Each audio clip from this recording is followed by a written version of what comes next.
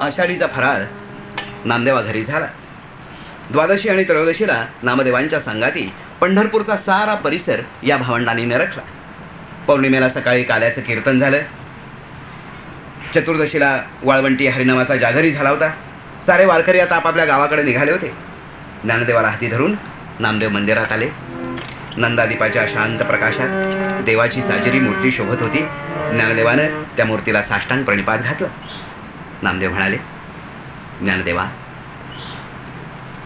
सकळ सौख्याचा हा मेरुमणी डोळा भरून साठव. त्याच्या नेत्रातील अपार करुणा हृदयात कवटाळून घे. कैवल्याचा हा पूर्ण पुतळा तुला कसा दिसतो? तुझ्या स्वतःसारखा का या नंदादीपाच्या ज्योतीसारखा का आकाशाच्या निळ्या रंगासारखा? तुला जसा दिसेल ना तसाच त्याला आळव. नामदेवा, हे रूप जसं आहे ना तसंच दिसतंय मला. भक्ताच्या अपार करुणेनं व्यापलेलं, पुंडलिकाच्या अपरंपार भक्तीनं वेढलेलं, योगी जनांनाही दुर्लभ असं हे पूर्ण परमेश्वराचं दैदिप्यमान स्वरूप आहे. ज्ञानदेव देवाचं सुगुण वर्णन करू लागला. प्रतिभेचा हात धरून शब्दकळा मदतीला आली. ज्ञानदेव आनंदानं गायला लागला, योगिया दुर्लभ दुर्लभ योगिया दुर्लभ, तोम्या देखिला साजणी, तोम्या देखिला साजणी, योगिया दुर्लभ दुर्लभ योगिया दुर्लभ.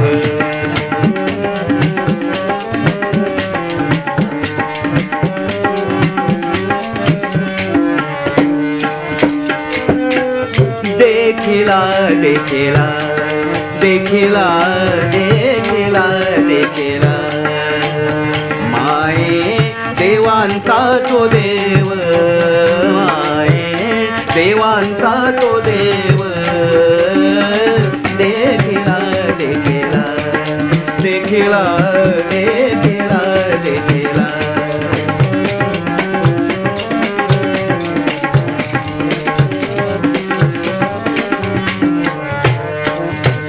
फिटला संदेह फिटला संदेह, निमाले दुधे पण,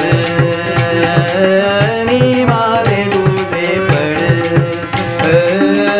देखिला देखिला देखिला देखिला देखिला, माये देवांचा तो देव, देवांचा तो देव. देखिला देखिला देखिला देखिला देखिला,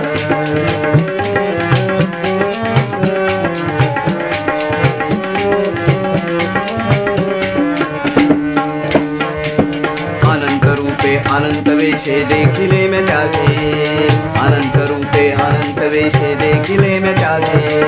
बाप रखमा देवी वरु गुण बाणली कैसे, बाप रखमा देवी वरु गुण बाणली कैसे. अनंत रूपे अनंत वेशे देखिले मैं त्यासे, अनंत रूपे अनंत वेशे देखिले मैं त्यासे. माये देवांचा तो देव, माये देवांचा तो देव. देखिला देखिला देखिला देखिला देखिला देखिला देखिला देखिला. नामदेवांचा निरोप घेऊन निवृत्तीनाथ आपल्या भावंडांना घेऊन निघाले. सोपाना निवृत्तीनाथांच्याही पुढे पुढे धावत होता. पांडुरंगाच्या दर्शनामुळे सारेजण भारावले होते. कुणीच कुणाशी बोलत नव्हतं. देवाच्या द्वारी क्षणभर उभं राहून चारी मुक्ती आपल्याला साधल्या असंच प्रत्येकाला वाटत होतं. प्रत्येक जण हरिनामाचा गजर करत होता. साऱ्यांच्या मनात अपार पांडुरंग भक्ती उमललेली पाहून सर्वात पाठीमागं राहिलेला ज्ञानदेव भारावला. सारेजण त्याच्या भोवती जमले. नामदेवानं प्रीतीची भेट म्हणून दिलेले पाषाणाचे टाळ ज्ञानदेवानं पडशीतून बाहेर काढले आणि त्या टाळांच्या तालावर ज्ञानदेव हरिनामाचं संकीर्तन करायला लागला.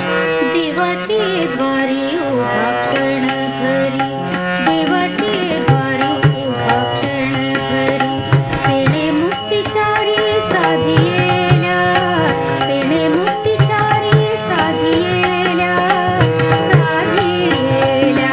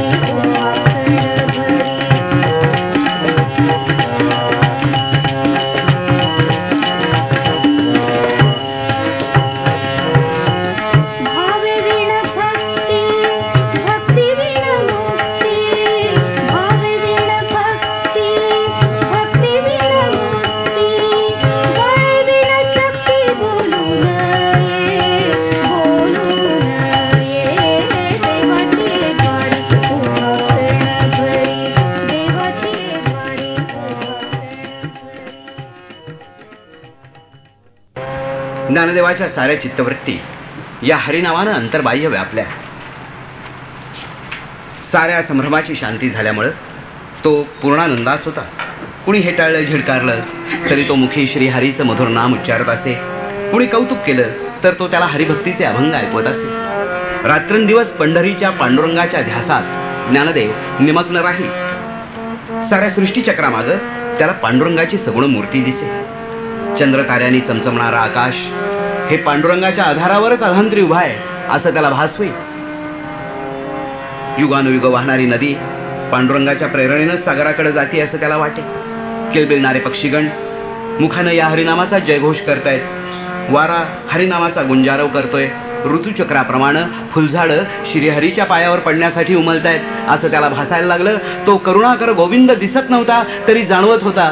सगुण आणि निर्गुण दोन्ही हरिस्वरूपात एकरूप झालेले दिसले की ज्ञानदेव अभावितपणे गायला लागायचा. तुझ सगुण म्हणो की निर्गुण रे, तुझ सगुण म्हणो की निर्गुण रे, सगुण निर्गुण एक गोविंद रे, सगुण निर्गुण एक गोविंद रे, तुझ सगुण म्हणो की निर्गुण रे, तुझ सगुण म्हणो की निर्गुण रे.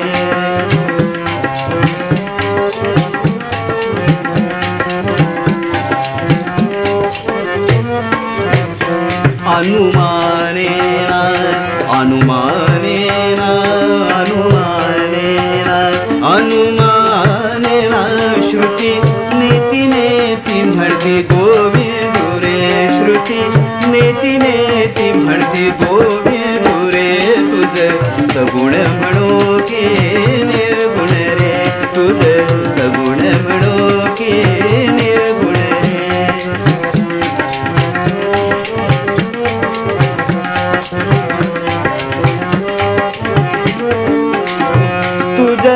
दृश्य म्हणो की अदृश्य रे, तुझ दृश्य म्हणो की अदृश्य रे, दृश्य अदृश्य एक गोविंद रे, दृश्य अदृश्य एक गोविंद रे, तुझ सगुण म्हणो की निर्गुण रे, तुझ सगुण म्हणो की निर्गुण रे.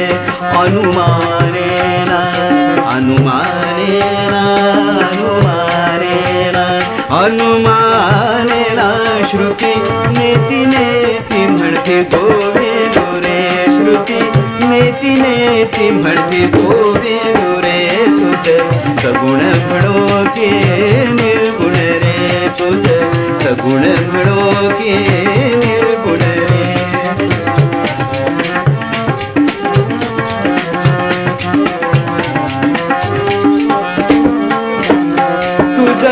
व्यक्त म्हणो की अव्यक्त रे, तुझ व्यक्त म्हणो की अव्यक्त रे, व्यक्त अव्यक्त एक गोविंद रे, व्यक्त अव्यक्त एक गोविंद रे, तुझ सगुण म्हणो की निर्गुण रे. अनुमानेना अनुमानेना अनुमानेना अनुमानेना श्रुती नेती नेती म्हणते गोविंद रे, श्रुती नेती नेती म्हणते गोविंद रे, तुझ सगुण म्हणो की निर्गुण रे, तुझ सगुण म्हणो की निर्गुण रे.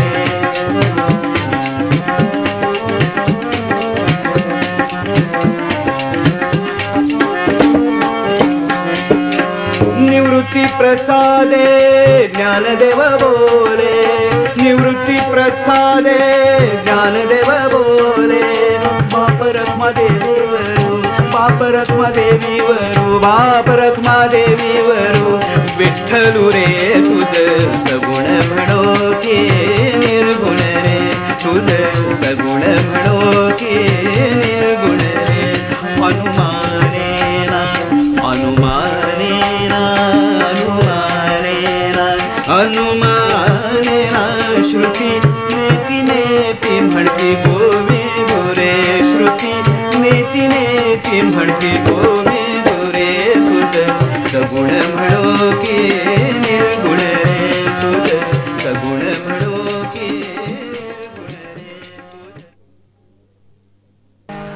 तुझ. श्री क्षेत्र पैठण.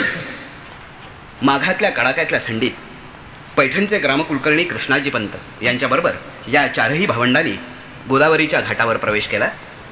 अर्धोदय पर्व असल्यामुळं घाटावर स्नानासाठी यात्रेकरूंची गर्दी झाली होती. मुखाने हरिनाम घेत साऱ्यांनी गोदा स्नानं उरकली. कृष्णाजी पंतांनी संध्या केली आणि या चारी भावंडांना घेऊन ते नागेश्वराच्या मंदिराशी आले.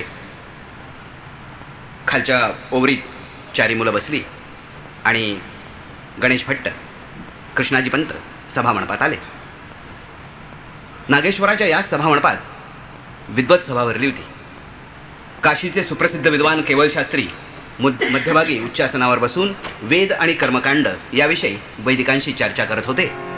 या वैदिकांच्या मध्ये विठ्ठलपंतांना ग्रामण्य देणारे गणेश भट्ट पैठणकरी होते. चारी मुलं ओरीत बसली होती. कृष्णाजी पंत धर्मसभेत आले आणि त्यांनी धर्मसभेसमोर प्रस्ताव मांडला. आचार्य, आज एक नवा निर्णय आपल्याकडून आम्हा वैदिकांना हवाय. मी विषय आपल्यासमोर मांडतो.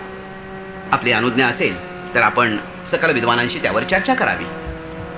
अहो पंत, धर्मनिर्णय घेण्यासाठीच अर्धोदय पर्वाच्या या मुहूर्तावर ही धर्मसभा आयोजित केली आहे. आपण कोणताही आडपडदा न ठेवता आपला विषय धर्मसभेसमोर मांडावा. आचार्य, माणसाची सावली पडून यज्ञाचा प्रसाद विटाळतो का? ते त्या माणसाच्या कर्मावर अवलंबून आहे कृष्णाजी पंत. म्हणजे माणसाच्या सावलीनं धर्माचं अवमूलन होत नाही तर नाही. वेदमंत्रानुसार माणूस हा परमेश्वराचा अंश आहे. मात्र दुराचरण या वेदोक्त माणसाला अभिप्रेत नाही. म्हणजे माणसाचा सदाचार धर्माला अभिप्रेत आहे. तर सदाचारी माणूस वर्णाश्रमातील कुठल्याही वर्णाचा असला तरी त्यामुळे धर्माचं अवमूलन होत नाही हे आपणा साऱ्यांना मान्य आहे. तर आपलं म्हणणं योग्यच आहे. सदाचार म्हणजे सद्धर्म हे तर वेदांनीच सांगितलंय. पण आपण का आज विचारताय हे? सुपुत्राच्या आशेनं माझे मेहुणे मुदगल शास्त्री यांनी आळंदी क्षेत्री पुत्रकामेष्टी केली. यज्ञीय प्रसादावर एका सदाचरणी बालकाची सावली पडली आणि त्यामुळं तो प्रसाद विटाळला. त्या सदाचरणी बालकाला मंडपात प्रवेश दिला म्हणून आळंदीच्या ब्राह्मणांनी मुदगल शास्त्र्यांच्यावर ग्रामण्य केलाय. पैठणून तसं आज्ञापत्रही धाडण्यात आलाय. कृष्णाजी पंतांनी मूळ विषयाला तोंड फोडलं. कृष्णाजी पंत, म्हणजे आपण त्या पाखंडी संन्याशाच्या संततीबद्दल बोलत आहात तर? हो, संन्याशाची ही मुलं सदाचारी आहेत आणि सदाचाराची सावली पडून धर्म विटाळत नाही हे आत्ताच आपण सगळ्यांनी मान्य केलंय. पंत, सदाचार म्हणजे पाखंडीपणा नाही. संन्याशानं प्रजाजनन करणं हा सदाचार होत नाही. संन्याशाची संतती ही कितीही सदाचारी असली तरी जन्मताच भ्रष्ट आहे. पण यासाठी आपणच दिलेलं प्रायश्चित्त विठ्ठलपंतांनी घेतलाय. धर्मानं दिलेलं प्रायश्चित्त जो शिरसावंद्य मानतो त्याला पाखंडी कसं म्हणावं? पण पण आज हा प्रश्न या धर्मसभेत उकरून काढायचं कारणच काय? ती चारी मुलं शुद्धीपत्र मिळवण्यासाठी आज आले तिथं. असं कुठे आहे ती संन्याशाची संतती? संन्याशाच्या रसिकतेची फळं एकदा पाहू दे तरी आम्हाला. कृष्णाजी पंत निवृत्ती ज्ञानदेवाला सभामंडपात घेऊन आले. निवृत्ती आणि ज्ञानदेवानी दोघांनीही ब्रह्मवृंदाला साक्षात प्रणिपात घातला. शांतपणे ज्ञानदेव म्हणाला, भूदेव, सर्वाभूती एकच परमेश्वर नांदतो हीच वेदांची शिकवण आहे ना. मग आमच्या सावलीनं धर्माचं अवमूलन होतं हे बुद्धिवादाला पटत नाही. आपण कृपा करून मुदगल शास्त्र्यांना शुद्धीपत्र देऊन टाकावं. वेदांचा अर्थ तुझ्यापेक्षा आम्हाला जास्त माहिती आहे. तुझ्याकडून शिकायची आवश्यकता नाही. नाव काय तुझं? मला ज्ञानदेव म्हणतात आणि हे माझे ज्येष्ठ बंधू आणि गुरु निवृत्तीनाथ. वा, नावं तर मोठी छान आहेत. ज्ञान आणि निवृत्ती, मोक्षाची दोन्ही साधनं जवळ दिसत आहेत तुमच्या. आत्म्याचं संपूर्ण ज्ञान होऊन मोक्षप्राप्ती होण्यासाठी गुरुकृपेची आवश्यकता असते. भूदेव, भूदेव, सर्वत्र समानतेनं व्याप्त असलेल्या श्रीहरीविषयी पूर्ण भावयुक्त धैर्यरूप धारण करून ज्याचं अंतःकरण राहिलाय तो श्रीहरी स्वरूपावरच बसलेला असतो. हा परमात्मा ज्ञानरूप आहे आणि ह्या ज्ञानरूप परमात्म्याच्या ठाई एकरूप होण्याचं भाग्य मला गुरुकृपेनं लाभलंय. अरे, हे तर वेदोक्त महावाक्यांचं प्राकृतात भाषांतर केलंस तू. हा अधिकार तुला दिला कोणी? अपौरुषेय वेद हरिभजनाच्या आमिषानं प्राकृतात आणणं हा गुन्हा आहे. तुला तुझ्या गुरुनं सांगितलं नाही का? वेद माणसाच्या शांतीसाठी सौख्यासाठीच लिहिले गेले ना. मग हरिभजनासाठी आपापल्या भाषेत त्याचा उपयोग केला तर बिघडलं कुठं? वेदांचं प्राकृतात रूपांतर धर्माला अभिप्रेत नाही, पण हरिभजन अभिप्रेत आहे ना भूदेव. हे कलियुग आहे आणि कलियुगात हरिभजनानंच मोक्षाची प्राप्ती होते असं भागवतकार व्यासही सांगतात. कृते अध्यायते विष्णू त्रेतायाम यजतो मखै द्वापारे परिचर्यायाम कलौ तत् हरिकीर्तना. प्राकृतातली ही उक्ती धर्माला मान्य करायला हरकत नसावी. पुराणातले दाखले देऊन आपल्या ज्ञानानं आम्हाला दिपू नकोस ज्ञानदेवा. चराचर सृष्टीत एकच परमेश्वर भरून उरलाय हे तुझं म्हणणं तुला सिद्ध करावं लागेल. जे चिरंतन सत्य आहे ते सिद्ध कशाला करायला हवं. एवढ्यात पाठीवर पाण्याची पखाल वाहणारा एक रेडा मंदिराशी आला. त्याच्याकडे बोट दाखवून गणेश भट्ट म्हणाले, या पाठीवरून पाणी वाहणाऱ्या रेड्यात आणि तुझ्यात एकच ब्रह्मतत्व आहे, म्हणशील का तू. का नाही म्हणणार. जर वेदोक्त महावाक्य खरे असतील तर माझ्याप्रमाणे या रेड्यातही ब्रह्मचैतन्य असायलाच हवं. माझ्याप्रमाणे त्याला शरीर आहे, वेदना आनंद समजणारा अंतःकरण आहे, पायात चलनवलनाच्या प्रेरणा आहेत. माझ्याप्रमाणे या रेड्यातही ब्रह्मतत्व असायलाच हवं. हे बघ, तुझं हे म्हणणं प्रामाण्याशिवाय आम्ही मान्य करू शकत नाही. जी वेदोक्त महावाक्य मागाशी तू म्हणालास ती या रेड्यानेही बोलायला हवी. तू आणि रेडा यामध्ये एकच ब्रह्मतत्व असेल तर. गणेश भट्ट या बालकांचा असा अंत पाहू नये. त्यांचं वेदांचं ज्ञान पाहून त्यांना शुद्धीपत्र देऊन टाकावं. पंत, याचनेनं मिळवलेलं शुद्धीपत्र आम्हाला नकोय. वेदाकडे पाहिजे या वैदिकांची अंधश्रद्धा दूर झाल्याखेरीज आम्ही शुद्धीपत्र स्वीकारणार नाही. निवृत्ती, पाखंडीपणावर पांघरून घालण्यासाठी वैदिकांना अंधश्रद्धा म्हणू नकोस. जर ज्ञानदेवाच्या म्हणण्याला प्रामाण्य दिसलं तरच आम्ही शुद्धीपत्राचा विचार करू. नाहीतर मुद्गलशास्त्रांना जाती बहिष्कृत केलेलेच आहे. तुम्हालाही तुमच्या वडिलांच्या प्रमाणे देहांत प्रायश्चित्त द्यायला ही धर्मसभा मागं पुढं पाहणार नाही. भूदेव, आपण वैदिक धर्माचे आध्वर्यवाद. आपली आज्ञा आम्हाला शिरसावंदी आहे, परंतु निसर्ग नियमानुसार या रेड्याला वाचा नाही. त्याच्या मुखातून वैदिक मंत्र बाहेर येऊ शकणार नाहीत. याचा अर्थ ब्रह्मज्ञानाविषयीचं तुझं बोलणं बाष्कळ बडबड आहे असाच होतो. भूदेव, योग सामर्थ्याने आणि गुरुकृपेच्या बळावर निसर्ग नियमांच्या विरुद्ध जाऊन रेड्यामुखी वेद बदवणं मला अशक्य असं नाही. परंतु निसर्ग नियम बदलण्याचा ब्रह्मदेवाचा अधिकार आपल्या हातात घ्यावा असं नाही वाटत मला. का? जर तुझ्या म्हणण्याप्रमाणे तू स्वतःच ब्रह्मरूप असशील तर ब्रह्मदेवाचे नियम बदलायला तुला काय प्रत्यय आहे. ज्ञानदेवानी निवृत्तीनाथांच्याकडे पाहिलं. एखाद्या खोल गुहेतून गंभीर ध्वनी घुमावा त्याप्रमाणे निवृत्तीनाथ म्हणाले, ज्ञानदेवा, हे कलियुग आहे. परमेश्वराचं अस्तित्व चमत्कार घडल्याखेरीज कलियुगाला मान्य होत नसतं. पूर्ण बिंबाच्या सूर्यबिंबावर अहंभावाचं सावट आलाय. ते नाहीसं करायचं असेल तर काहीतरी चमत्कारच घडायला हवा. गुरुमाऊली, आपली आज्ञा असेल तर तेही करूया. ज्ञानदेवाने निवृत्तीनाथांना प्रणिपात केला. निवृत्तीनाथांनी त्यांच्या स्कंधावर हात ठेवून त्यांना आशीर्वाद दिला. ज्ञानदेव उठला. क्षणभर डोळे मिटून त्यांनी परमेश्वराचं अनन्य भावे स्मरण केलं आणि एक एक पाऊल टाकत तो रेड्याजवळ आला.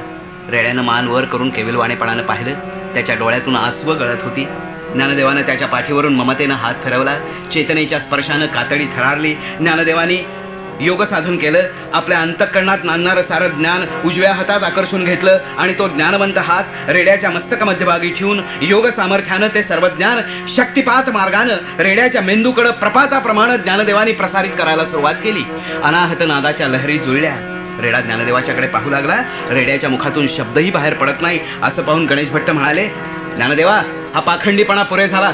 वाचा नसलेला रेडा वेद म्हणणार कसा. म्हणेल भूदेव, म्हणेल. माणूस सुद्धा संथा घेतल्याशिवाय वेद म्हणू शकत नाही. हा तर रेडा आहे, याला कोणीतरी संथा द्यायला हवी. रेड्याला संथा द्यायला आमचे वेद वाट्यावर पडले नाहीत. तुला येत असले तर तूच संथा दे. अभावितपणे ज्ञानदेवाच्या मुखातून गंगौघाप्रमाणे ऋग्वेद स्रवू लागला. ओम अग्निमीळे पुरोहितम यज्ञस्य देव मृत्विजम होतारम रत्नधातमम. ज्ञानदेवाच्या मुखातून बाहेर पडणारे ऋग्वेदाचे स्वर वातावरणात घुमले.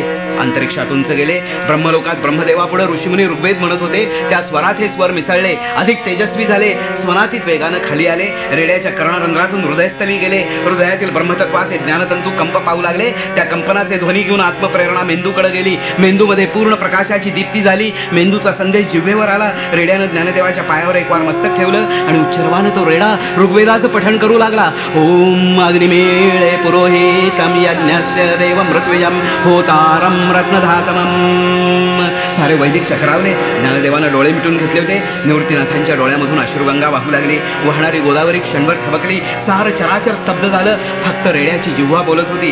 ओम अग्नित पूर्वेभिऋषिभिरिड्यौनूत नैऋत सदेवां एह वक्षति.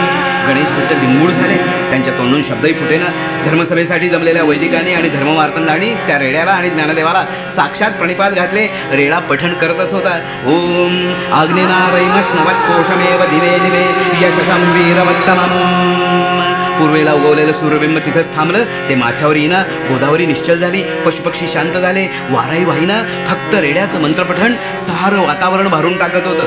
ओम अग्नेयं यज्ञमध्वरं विश्वतः प्ररिभूरसि स इहेवेषु गच्छति अग्निर्होता कविर्ऋतुः सत्यधिस्रस्तवस्तमः देवो देवेभिरागमनम्.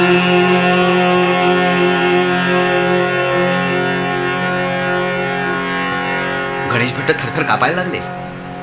ज्ञानदेवाच्या पायावर सारा अंग लोटून त्यांनी त्याचे पाय आपल्या अश्रूंनी धुवून काढले. केवळ शास्त्री पुढे होऊन ज्ञानदेवाला विनंतीपूर्वक म्हणाले, ज्ञानदेवा, पशुमुखातलं हे वेदपठण थांबवावं. आपण संपूर्ण ज्ञानी आहात. पशु अविरत वेद म्हणत राहिला तर माणसाच्या धर्माला विश्वास स्थानच उरणार नाही. आपण अंतर्बाह्य शुद्ध आहात. आपण जिथे स्पर्श कराल ते सारं शुद्ध होईल. पण कृपा करून हे वेदपठण थांबवावं. ज्ञानदेवानं डोळे उघडून निवृत्तीनाथांच्याकडे पाहिलं. गुरु माऊलीनं मान हलवून अनुज्ञा दिली.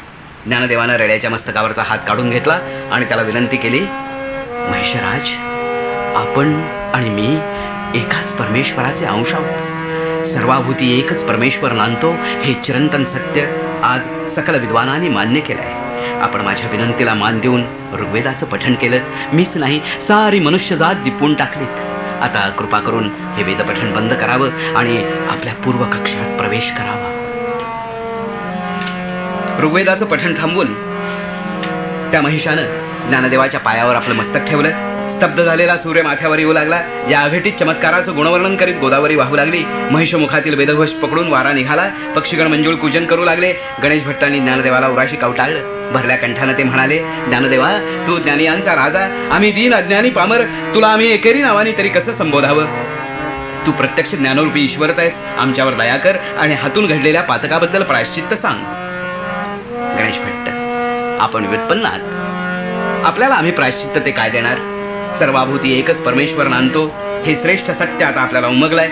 माणूस धर्माचं आचरण करून या श्रेष्ठ सत्याचं सदैव स्मरण करावं. मुदगल शास्त्र्यांच्यावर झालेल्या अन्यायाचं परिमार्जन म्हणून त्यांना शुद्धीपत्र पाठवून द्यावं. निवृत्तीनाथ, आपण आणि आपली भावंड धन्य आहात. आता काही काळ पैठणला वास्तव्य करून आपण आपल्या बंधूंच्या ज्ञानाचा आमच्यावर अमृत वर्षाव करावा. मुदगल शास्त्री शुद्ध आहेत. त्यांचं शुद्धीपत्र आम्ही आदरानं आळंदीस पाठवून देऊ. आपल्याला शुद्धीपत्र आम्ही पामरांनी काय द्यावं? परंतु वेदांतर्गत कर्मकांडाचा एक विधी म्हणून आम्ही आपल्याला शुद्धीपत्र देऊ. त्याचा कृपा करून मानपत्र म्हणून स्वीकार करावा. गणेश भट्ट, पूर्वसुरींचे वेद आपण वैदिकांनीच आजवर जिवंत ठेवले. त्यामुळे वैदिकांचं वर्णाश्रमातलं स्थान श्रेष्ठ आहे. परंतु सामान्य जनांना वेदज्ञान सुलभ करून सांगायला हवं आणि त्यासाठी आम्हाला हरिभजन करायची परवानगी असावी. निवृत्तीनाथ, ज्ञानेश्वरांनी पूर्ण ज्ञान दाखवलंच आहे. आपण कृपा करून हरिभजनाची महती सांगावी. सारे पैठणकर इथे जमले आहेत. हरिभजनाच्या वर्षावात त्यांना कृतार्थ करावं. निवृत्तीनाथांनी ज्ञानदेवाकडे पाहिलं. ज्ञानदेव हसले. त्यांनी आपल्या पडशीतले पाषाणाचे टाळ काढून त्याचा ताल धरला. सोपाना मुक्ताई टाळ्या वाजवून त्याच तालाचं अनुकरण करू लागले. निवृत्तीनाथांनी नाम महती सांगायला सुरुवात केली.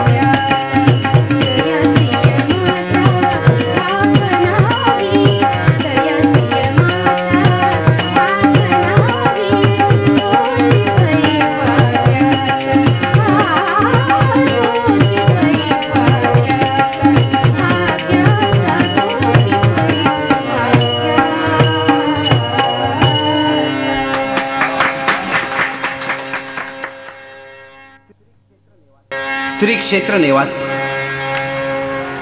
मोहिनी उजव्या हाताला पवित्र प्रवरा वाहत होती. भगवान विष्णूंनी समुद्रमंथनाच्या वेळी देवांना अमृत वाटलं ते याच पवित्र नेवास तीर्थक्षेत्री, प्रवरा गोदावरीचा संगमी जवळच. अशा या पवित्र तीर्थक्षेत्री आल्यानंतर आपल्या कार्याची मुहूर्तमेढ रोवायची असं निवृत्तीनाथांनी ठरवलं. शिवमंदिरामागच्या आमराईत बसून वाहत्या प्रवरेकडे पाहत निवृत्तीनाथ ज्ञानदेवाला म्हणाले, ज्ञानदेवा, सर्वसामान्य जीव ऐहिक दुःखानं व्याप्त आहे. त्याच्यावर शुद्ध ज्ञानाचा वर्षाव करायला हे स्थान अतिशय सुयोग्य आहे. विष्णूनं इथं देवांना अमृत वाटलं, तू ज्ञानामृत वाट. श्रीकृष्ण अवतारात परमात्म्यानं गीता सांगितली, त्या श्रेष्ठ ग्रंथावर तू प्राकृतात भाषांतर केलंस तर गीतेमधील कर्मयोगाच्या विवरणामुळे या जनतेची निश्चितपणे आत्मजागृती होईल.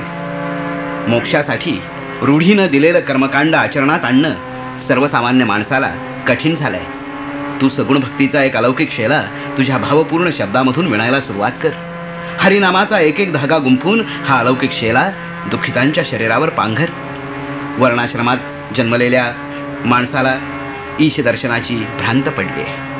अहंकारानं माणूस धर्म क्षणोक्षणी पदतळी तोडवला जातोय. प्रत्येकानं मुखी ईशनाम घ्यावं म्हणून तू सगुण परमेश्वराची महती जनता जनार्दनाला सांग. प्राजक्ताच्या फुलांच्या देठामध्ये जसा सुगंध सामावलेला असतो तसा सुगंध तुझ्या शब्दांना येऊ दे. तुझी शब्दवेल त्या सुगंधात चिंब भिजून जाऊ दे. आज माणूस अर्जुनाप्रमाणेच भ्रांतचित्त आहे. सगळे सोयऱ्यांच्या मेळात गुंतून तो पूर्ण सुख हरवून बसलाय. त्याच्या पुढे तू आत्मरूप कैवल्याची महती सांग. सद्गुरू गहिनीनाथांचा हा आत्मज्ञानाचा मार्ग तू पुढे चालवावास असं मला वाटतं. हरिमहतीची रसाळ कथा गाऊन पौरजनांना तू वैष्णव रूप दे.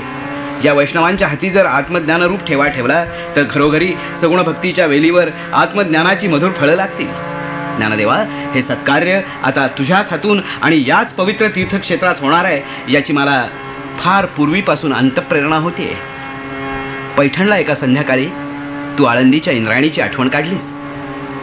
त्यावेळी मी काय म्हणालो आठवताय तुला? आठवताय गुरुमाऊली? सारं काही आठवताय. आपण म्हणाला होता, आणखी एक सरिता आपली वाट पाहतीये, प्रवरा.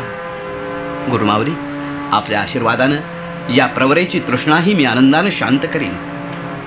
गीतेवर प्राकृतात भाष्य केलं तर जनमानसाला निश्चितपणे आत्मस्वरूपाची जाणीव होईल. या शिवमंदिरात आपण हा वाग्यज्ञ करूया. सच्चिदानंद हे भाष्य शब्दबद्ध करून ठेवतील. आता गुरुमाऊली फक्त आपला आशीर्वाद हवा. ज्ञानदेवा, पूर्वी सद्धर्म संरक्षणासाठी परमेश्वराला अनेक अवतार घ्यावे लागले. या कलियुगात देवाचं कार्य तू केलंस तर परमेश्वरी आनंदित होईल. तुझ्या शब्दात नित्य वास्तव्य करून राहील. आपल्या आशीर्वादे असं घडलं तर ते माझं परमभाग्यच नाही का? ज्ञानदेवा, सत्कर्माला मुहूर्त नको. उद्यापासूनच या शिवमंदिरात तू तुझ्या वाग्यज्ञाला आरंभ कर. आज्ञा गुरुदेव, आज्ञा. संध्याकाळचा प्रसन्न वारा आला आणि या अलौकिक वाग्यज्ञाचा अवतरण द्यायला चारी दिशांना धावला. नेवाशाचं प्राचीन शिवमंदिर पौरजनांनी फुलून गेलं होतं. निवृत्तीनाथ आसन मांडी घालून बसले होते. त्यांच्या शेजारी सोपाना मुक्ताई कानात प्राणावून उत्सुकतेने बसले होते. रावळाच्या प्रांगणात तो वेदज्ञ महिषही उत्सुकतेनं उभा होता. देवळात येणारी माणसं त्याला वंदन करून सभामंडपात दाटीवाटीनं शिरत होती. या हेमाडपंथी देवालयाच्या एका प्रशस्त दगडी खांबाशी ज्ञानेश्वर समोर भगवद्गीतेची प्रत ठेवून विनम्रपणे बसले होते. सारं राऊळ आस्तिकांनी फुलून गेलं होतं. जो तो या प्रतिभावंत बालयोगाच्या मुखातून बाहेर पडणारं शब्दब्रह्म आपल्या अंतरामध्ये साठवून ठेवण्यासाठी हृदयाची सारी कवाडं उघडून उत्सुकतेनं बसला होता. समोर भुर्जपत्रांची चळत आणि मोरपिसांची लेखणी ठेवून सच्चिदानंद सिद्ध झाले होते. ज्ञानेश्वरांनी क्षणभर आपले नेत्र मिटून घेतले आणि आत्मस्वरूपाची अनन्यभावे प्रार्थना केली. आत्मस्वरूपानं प्रतिभेला कानमंत्र दिला. गुरुचरणाला अभिवादन करून प्रतिभेनं शब्दकळेचा हात हाती घेतला. शब्दकळा प्रतिभावंत झाली आणि ज्ञानेश्वरांच्या मुखातून बुद्धिदात्या गजाननाचं स्तवन करायला लागली.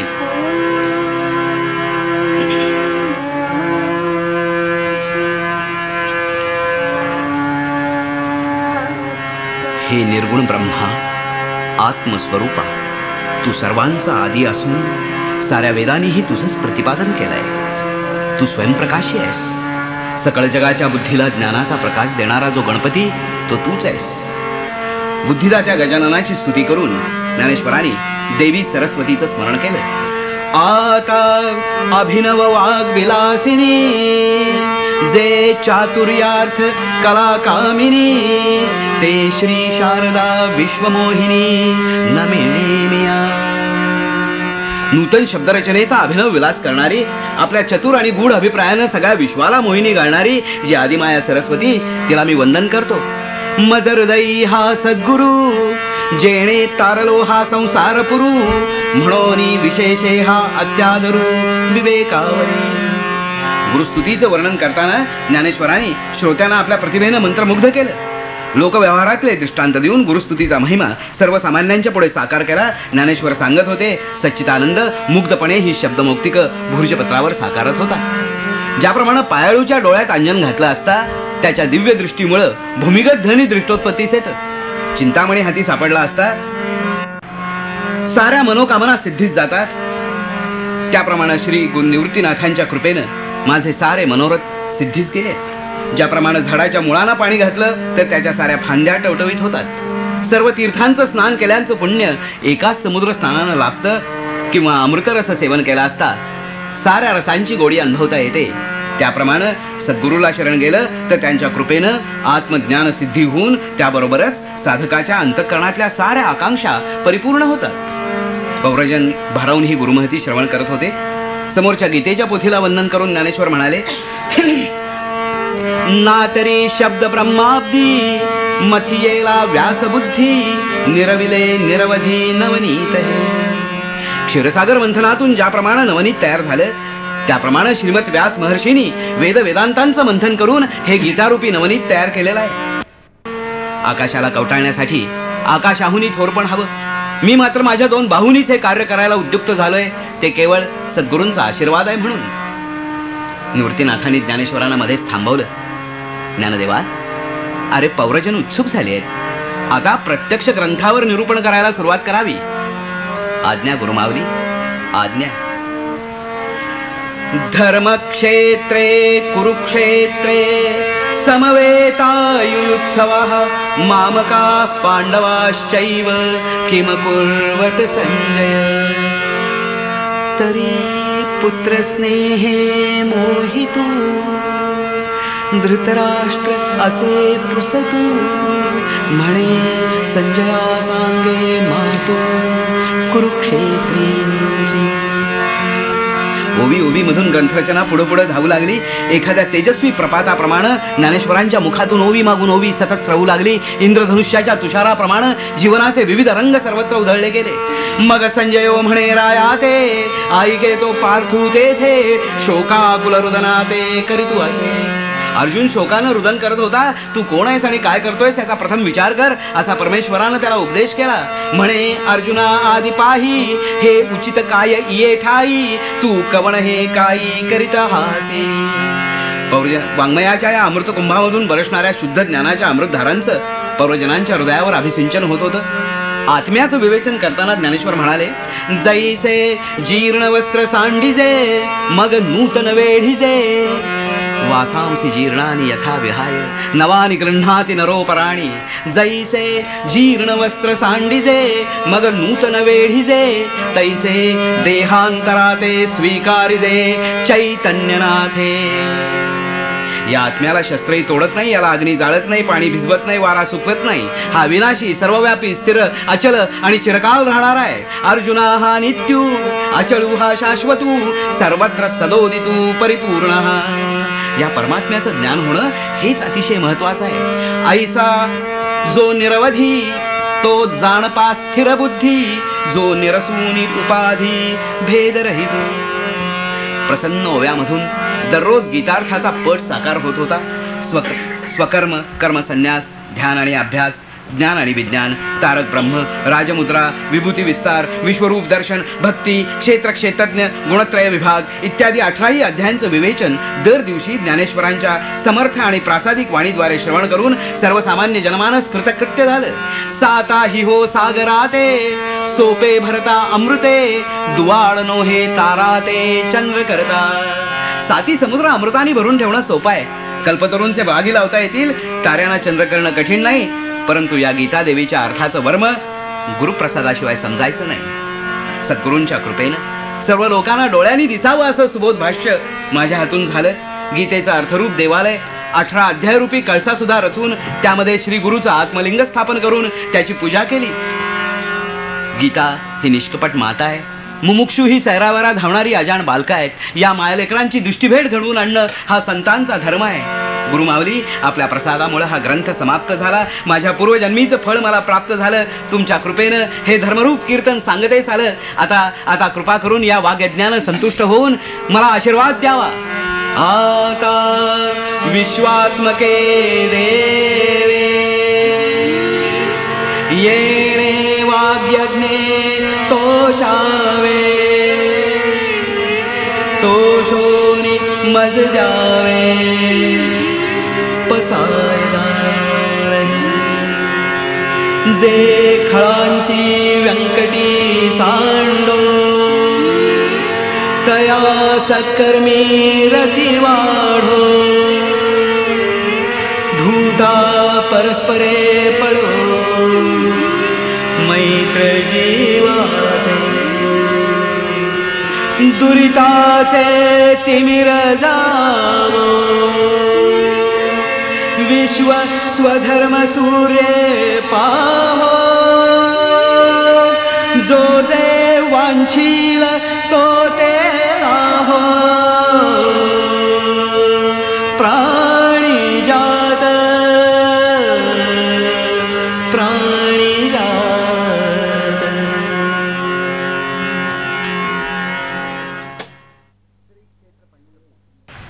श्री क्षेत्र पंढरपूर. पूर्वेला चंद्रबिंब अवतरलं. रात्रीचा दुसरा प्रहरी उलटला. ज्ञानेश्वरांना आता निद्राच येत नव्हती. देहाचे सारे बंध शिथिल झाले होते. समाधीची अनिवार्य ओढ त्यांना स्वस्थ बसू देईना. गुरुमावलीची आज्ञा मिळाली होती. आता फक्त पांडुरंगाची अनुज्ञा हवी होती. ज्ञानेश्वर उठले. राऊळात आले. नंदादीपाच्या शांत प्रकाशात पांडुरंगाची सगुण मूर्ती प्रसन्नपणे उभी होती. ज्ञानेश्वरांनी एकचित्तानं त्या मूर्तीकडे टक लावून पाहिलं. मूर्ती शांत स्वरूपाचं स्मितहास्य करते असं त्यांना भासलं. त्यांनी पांडुरंगाच्या चरणाला आपल्या दोन्ही हातांनी मिठी घातली. त्याच्या पावलावर मस्तक टेकून ते भावसमाधीत गेले. डोळ्यामधून चिरंतन भेटीची अपार करुणा झरत होती. ज्ञानेश्वरांच्या मनातले विचार पांडुरंगाच्या आत्मस्वरूपाला आपोआप जाणवत होते. मोह, दंभ, अभिमान निष्प्रभ झाले. रूढीबंधनं शिथिल झाली. साऱ्या समाजाला सगुण भक्तीची महती पटली. गुरुकृपेनं वाणीला अमृताचं माधुर्य मिळालं. ज्ञानाचा अश्वत्थ अंगणी बहरला. त्या तरुतळी श्रांत क्लांत समाज मानसाला थंडगार सावलीचा विसावा मिळाला. आता या जडदेहाची सांगड अशीच कशासाठी बांधलेली ठेवायची? हे विश्वनाथा, मला आता समाधी घ्यायची, सगुण समाधी. सद्गुरूंची अनुज्ञा मिळाली. आता आत्मस्वरूपात तुझी अनुज्ञा हवी. आजवर अपार भक्तीनं तुझं गुणगान केलं. पवित्र वेदांचा खरा अर्थ वर्णाश्रमानं पायदळी तुडवला होता. रूढीची बंधनं पायी अडकली होती. माणुसकीची हळुवार फुंकर घालत ही रूढीबंधनं मी तुझ्या सहकार्यानं शिथिल केली. सगुण भक्तीचा सोपा मोक्षमार्ग सर्वसामान्य माणसाला कळला. त्यासाठी तुला अविरत साकडं घातलं. आपल्या मायेची लीला दाखवून तूही मला सदैव साथ दिलीस. पांडुरंगा, या तुम्हीच्या बंधनातून आता मला सुटू दे रे. तुझ्या स्वरूपात एकरूप होऊन जाऊ दे. सूर जसे तालात मिसळतात तसा, नाद जसा तालात मिसळतो तसा, सूर जसे आलापात मिसळतात तसा, नाद जसा तालात मिसळतो तसा जीवाशिवाची भेट होऊ दे. लाभलेल्या मनुष्य जन्माची सांगता घडू दे. उभारलेल्या घरावर कळस चढू दे. भक्तीला प्रेमामृताचा पान्हा फुटू दे. पांडुरंगा, मला अंत नकोय, मला विकास हवाय. शरीराला मूलबंध देऊन सदैव बहरलेली पौर्णिमा मला पाहिजे. चांदण्यांचं आनंद गीत मला सदैव श्रवण करायचंय. श्रीहरी, या नरदेहातल्या साऱ्या हेतूंची आता मुक्ती झाली आहे. माझ्या कवाडी तुझं सगुण रूप मी आनंदानं निरखतोय. मी आनंदात आहे, अखंड अपार आनंदात आहे. दुःख खेद यांचा कुठलाच बडीवार आता उरला नाही. ही आनंदगाथा तुझ्या चरणयुगलावर अर्पण केली आहे. माझं मी पण सरलाय, तू पणही सरलाय. आपण दोघंही एकरूप झालोय. श्री ब्रह्माचा अनादि ओंकार आपल्या दोघांच्या हृदयात सदैव परावर्तित होतोय. या ओंकाराला दिशांचं माध्यम नाही, शब्दाची आर्तता नाही, तालाची क्षितिज नाहीत. याला फक्त एकच तेजस्वी कोंब आहे, नवनिर्मितीचा, विश्वशांतीचा, सौख्य समृद्धीचा. अवकाशाच्या पोकळीत हा ओंकार स्वर भरून उरलाय. चिदानंदाची अलौकिक स्तोत्रगात तो सृष्टीच्या निर्मितीपासून अवकाशात विहार करतोय. जिथं वेदनेचं अस्तित्व आहे तिथं ती वेदना आनंदरूप करायला तो वादळाची झेप घेऊन जातोय. जिथं क्रौर्य आहे तिथे तडितेचा वर्षाव करतोय. जिथं अज्ञान आहे तिथे शुद्ध ज्ञानाची बरसात करतोय. दयाघना, तुझ्या आशीर्वादानं हा अलौकिक ओंकार स्वर मला माझ्या मुठीत पकडून ठेवायचा आहे. माझ्या सगुण समाधीच्या कवाडी जो येईल ना, त्याला चिदानंदाचं हे स्तोत्र ऐकवायचं आहे. सगुण भक्तीच्या वेलीवर या ओंकार स्वरांना शिंपडायचं आहे. ही सारी कर्तव्य मला जडदेहाची ही सांगड अशीच बांधलेली ठेवून नाही पार पाडता यायची रे. आता कृपेचा वर्षाव कर आणि आनंदानं सगुण समाधीची अनुज्ञा दे. ज्ञानेश्वरांच्या मनातली एक विरहिणी अभावितपणे पांडुरंगाच्या कृष्ण स्वरूपाला अळवू लागली.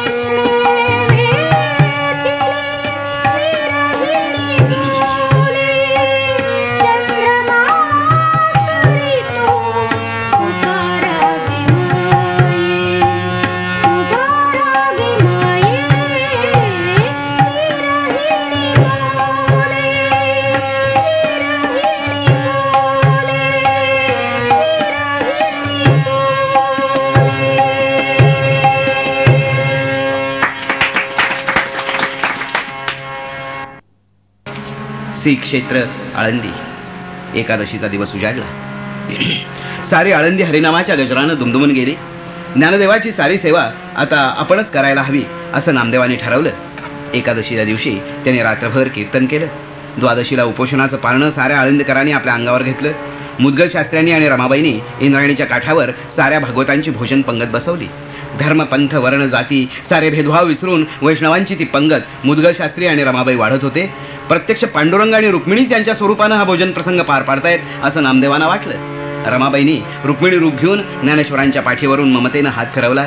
त्यांच्या पानात दहीभात कालवून तो त्या आपल्या हातानं ज्ञानेश्वरांना भरवू लागल्या.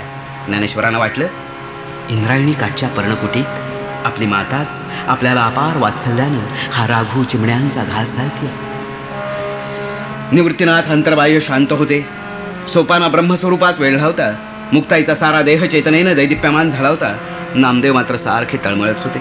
द्वादशीची सारी रात्र त्यांनी जागून काढली. आपल्या 4 मुलांच्याकडून त्यांनी समाधीस्थान आतून बाहेरून स्वच्छ करून घेतलं. समाधीच्या आसनाभोवती बेल, तुळशी, फुलं हंतरून ठेवली. त्रयोदशीची सकाळ उजाडली. ज्ञानेश्वरांनी इंद्रायणीवर स्नान केलं. सुवासिनींनी त्यांना ओवाळलं. वैष्णवांनी त्यांच्या कपाळी बुक्का लावला. नामदेवांनी चंदनाची उटी करून ठेवली होती, ती त्यांनी स्वतःच्या हातानं ज्ञानेश्वरांच्या अंगाला लावली. सच्चिदानंदांनी ज्ञानेश्वरांना प्रणिपात करून त्यांच्या कंठात तुळशीची सतेज माळ घातली. मुद्दाम तयार केलेली भावार्थ दीपिकेची आवृत्ती त्यांनी समाधीस्थानी नेऊन ठेवली. साऱ्या वैष्णवांनी हरिनामाचा गजर केला. शिंग तुताऱ्या निनादू लागल्या. ढोल दमामे गरजू लागले. मंद पावलं टाकीत ज्ञानेश्वर सिद्धेश्वराच्या दर्शनाला निघाले. सभोवतालचे सगळे सोयरे दुःखाश्रू ढाळत होते. ज्ञानेश्वरांना क्षणभर करुणा आली, पण नंतर त्यांनी आपले नेत्र मिटून घेतले आणि स्वानंद सरोवरात प्रवेश केला. नामदेवाच्या कंठातील वीणा आपल्या हाती घेऊन त्यावर आपली मृदुल बोटं फिरवत ज्ञानेश्वरांनी अनाहत नाद निर्मून साऱ्या वैष्णवांच्या संभ्रमाची शांती केली. स्तब्ध होऊन ते वैष्णव ज्ञानेश्वरांच्या कंठातून बाहेर पडणारी शब्दमौक्तिका ऐकायला उत्सुक झाले. मुक्त स्वरात ज्ञानेश्वर म्हणत होते, सोनियाचा दिवस आजी अमृते पाहिला, अमृते पाहिला. सोनियाचा दिवस आजी अमृते पाहिला, अमृते पाहिला. नाम आठविता रूपे प्रगट पैझाला, नाम आठविता रूपे प्रगट पैझाला. गोपाळा रे गोपाळा रे गोपाळा रे तुझे ध्यान, ध्यान लागो मला, ध्यान लागो मला. गोपाळा रे गोपाळा रे गोपाळा रे तुझे ध्यान, ध्यान लागो मला, ध्यान लागो मला.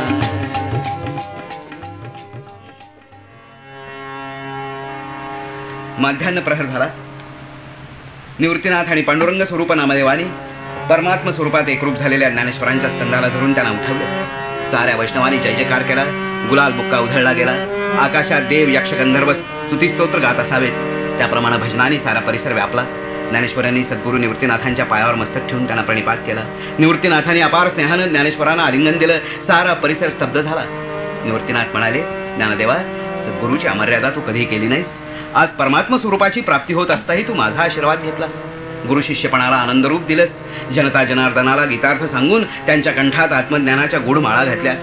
तुझ्यासारखा तूच आता पुन्हा असा द्रष्टा त्रिभुवनात होणे नाही. स्वानंदात रमलेल्या ज्ञानेश्वरांच्या मुखकमलावर एक दिव्य हास्य विलसत होतं. निवृत्तीनाथांनी आणि नामदेवानी त्यांना समाधीस्थानी आणलं. नामदेवानी सिद्धेश्वरासमोरचा पुरातन ढवळा नंदी हलवला. विवरामध्ये प्रवेश केल्यावर ज्ञानेश्वरांना आसनावर बसवून नामदेवांच्या अंतःकरणातले पांडुरंग म्हणाले, ज्ञानदेवा, सूर्य, चंद्र, तारे, आकाश जोवर स्थिर आहेत तोवर तुझी समाधी स्थिर राहील. नामदेवानी नंदादीप चेतवला. रत्नदीपाचा प्रकाश पळावा त्याप्रमाणे सारी समाधी स्वर्गीय प्रकाशानं उजळून निघाली. ज्ञानेश्वरांनी पद्मासन घातलं. नामदेव भरल्या कंठानं म्हणाले, ज्ञानदेवा, जोपर्यंत हे क्षितिमंडळ आहे, समुद्र तळ आहे, तोपर्यंत तुझी संजीवन समाधी निरंतर राहू दे. कल्पक्षयानंतर तू यथाकाली पांडुरंग स्वरूपात एकरूप होशील. या अवनीवर जो तुझ्या पवित्र नामाचा जप करील तो सदैव पूर्ण ज्ञानी होईल.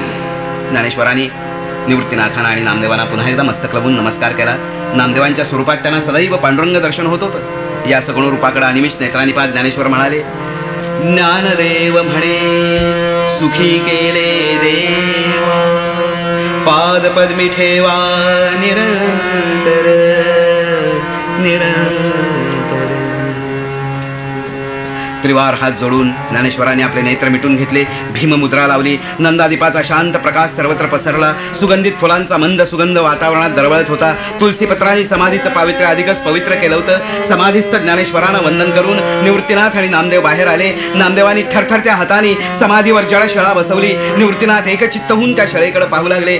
सार चराचर स्तब्ध झालं. अश्वत्थावर कधी न दिसणारी सतेज फुलं उमलली. त्या फुलांचा या शळेवर वर्षाव झाला. वाहती इंद्रायणी अभावितपणे थांबली. वारा समाधीवर विंझण घालू लागला. नामदेवांच्या भावना प्रधान मनाला हे सारं असह्य झालं.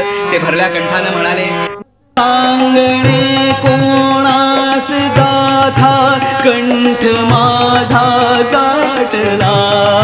सांगणे कोणास गाथा कंठ माझा गाठला.